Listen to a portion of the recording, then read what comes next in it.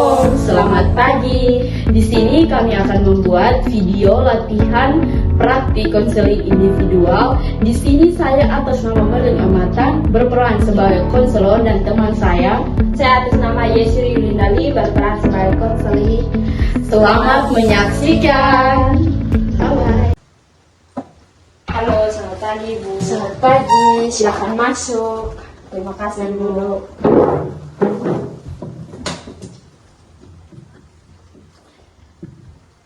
Saya senang sekali bertemu dengan Anda kali ini.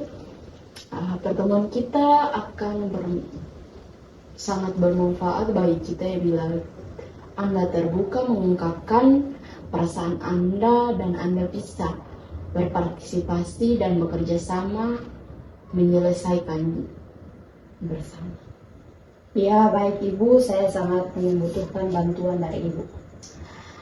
Ya, baiklah. Sebelumnya kita perlu memahami alur kerjasama kita. Saya sebagai konselor dan Anda sebagai konselingnya. Selama proses konseling, saya harap Anda bisa dapat membuka hati dan perasaan Anda untuk saya bisa memahami benar apa sebenarnya yang Anda rasakan dan ingin Anda selesaikan dalam proses konseling. Saya akan menjamin kerahasiaan pembicaraan kita dan berharap bahwa Anda dapat menemukan makna positif dalam pertemuan konseling kita. Iya Ibu. Baik, saya dapat memahami bahwa ada beberapa hal yang Anda ingin diskusikan hari ini. Jadi kalau Anda sudah siap, mari kita mulai diskusi kita. Iya Ibu, memang ada beberapa masalah antara saya dan orang tua saya. Itulah mengapa saya berada di sini sekarang. Sebenarnya saya malu membahasnya. Saya merasa tidak pantas untuk menyampaikan pada orang lain. Jika Anda merasa sedikit kurang nyaman untuk membahas masalah seperti itu bersama orang asing, baik, saya memahaminya. Iya, Ibu, saya memang kesulitan mengatasi masalah ini. Ya, saya dapat memahami pikiran Anda. Kalau boleh memilih, saya tidak ingin membahasnya bersama orang lain. Namun demikian, saya memahami bahwa saya perlu masukan dari sudut pandang orang lain. Baiklah, saya rasa memang di awal saya selalu mengatakan bahwa memang terasa kurang nyaman untuk berbagi rasa dengan orang asing, terutama untuk masalah yang sangat pribadi seperti itu. Bahkan saya pun bisa memprediksi bagaimana perasaan Anda setelah ini. Saya telah bertemu banyak orang yang merasa kurang nyaman hingga bertahan mereka mulai terbuka dan santai untuk bercerita. Semoga setelah beberapa waktu Anda akan merasa lebih santai berada di ruangan ini. Saya harus setuju dengan Ibu. Ya, bagus itu. Kita lihat saja bagaimana ke depannya.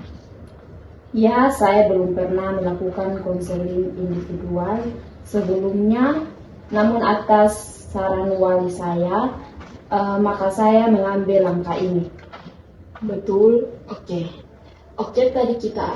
Tadi Anda bilang lebih suka menyelesaikan masalah Anda sendiri dan melakukan segala sesuatu sendiri. Saya pikir itu akan menjadi sudut pandang yang seimbang untuk menyelesaikan masalah Anda secara mandiri dan dengan mendapat sudut pandang dari orang lain. Jadi saya rasa proses ini akan memberi banyak manfaat pada Anda. Bagaimana menurut sudut pandang Anda? Ya, memang saya belum berhasil melakukan sendiri Ibu. Kita coba saja. Ya, mungkin ini bisa memberi Anda sedikit pencerahan. Oke.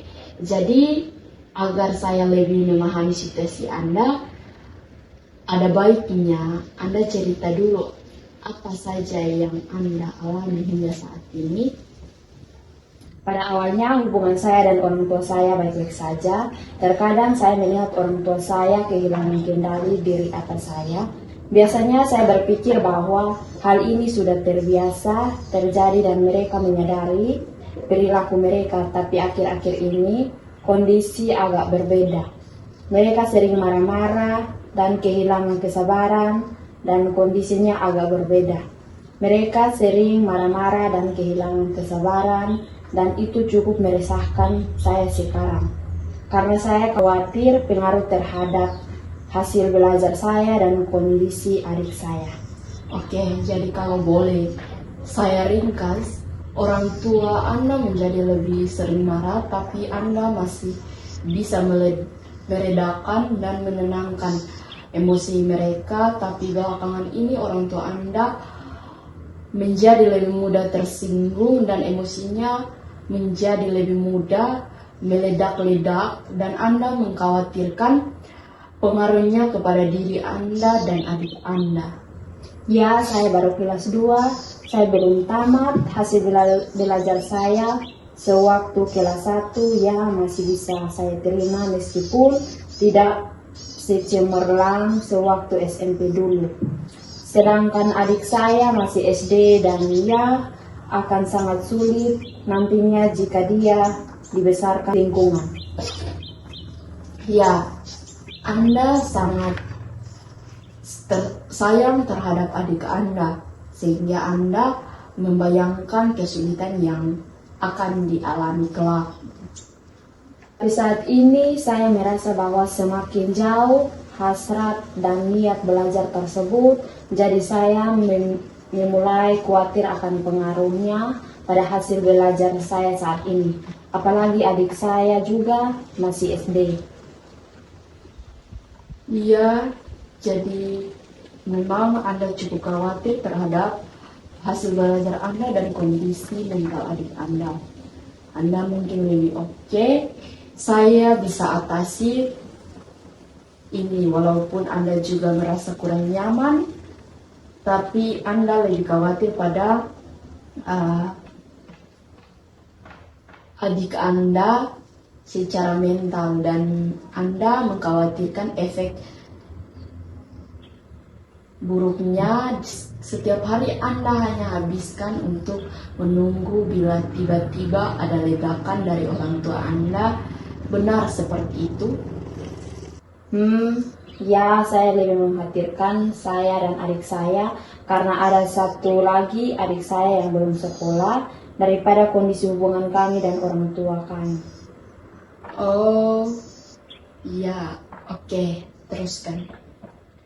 Jadi penting bagi saya untuk melakukan apapun yang saya bisa untuk menyatukan semuanya.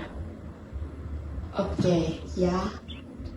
Bagi saya, semua itu untuk menyelamatkan mereka, tapi perhatian besar saya pada adik saya yang belum sekolah karena sebelumnya ada beberapa kejadian ketika dia berhadapan langsung dengan ledakan kemarahan dari bapak saya.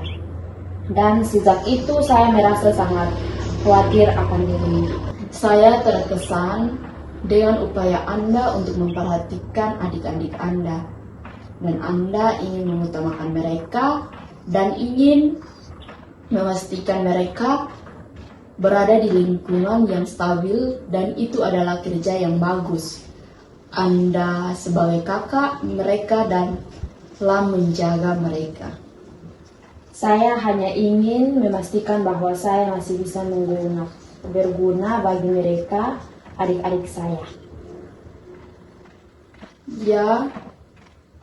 Ya, nampak sekali ketika Anda berbicara tentang mereka.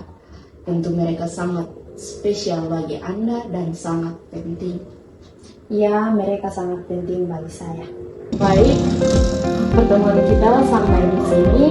Sampai jumpa dan semoga bisa menyelesaikan semuanya dengan baik ya.